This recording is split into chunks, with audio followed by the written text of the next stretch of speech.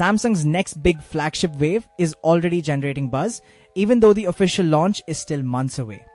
The first member of the Galaxy S26 family to break cover is the Edge variant, which has popped up on Geekbench, revealing some very promising numbers. In early testing, it scored 3,393-inch single-core and 11,515-inch multi-core performance. What's interesting is that the chip inside wasn't even pushed to its limit. It was running at 4 GHz, shy of the maximum 4.74 GHz clock speed.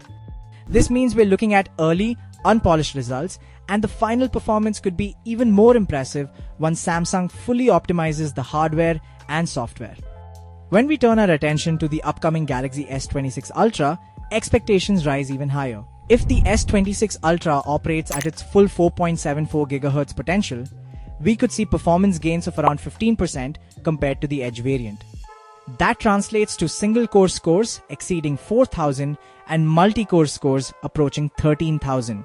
If these projections hold, the S26 Ultra will not only leave the S25 Ultra behind, but also go toe-to-toe with Apple's iPhone 17 Pro Max, matching it in single-core speed while potentially leading in multi-core power.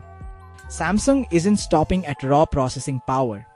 The S26 Ultra will also get a memory boost, moving to LPDDR5X RAM with blistering speeds of 10.7 Gbps, around 25% faster than what's in the S25 Ultra. On top of that, the much requested 16GB RAM option will be available worldwide, instead of being restricted to regions like Korea and China. These upgrades will have a direct impact on everyday performance, whether you're opening apps, switching between tasks, or running demanding games at high refresh rates. Dedicated RAM allocation for AI processing should also make next-generation AI features smoother and more responsive.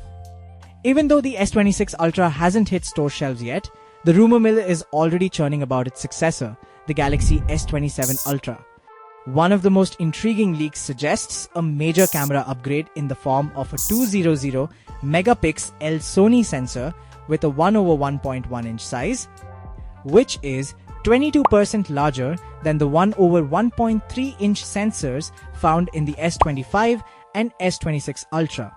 This jump in sensor size could mean significant improvements in low-light performance. However, there's a twist that might divide fans. Samsung is reportedly considering removing the 3x telephoto lens entirely, relying instead on the large main sensor and advanced software algorithms to replicate its capabilities. While this could simplify the camera setup and make the phone more compact, it also risks sacrificing the image quality and low-light advantages that true optical zoom provides. For now, all eyes remain on the Galaxy S26 Ultra, which is shaping up to be one of the most powerful Android smartphones ever, with the potential to set new performance benchmarks while bringing meaningful upgrades to everyday usability. So that's it for today. Make sure to subscribe to us for more tech news. See you in the next video.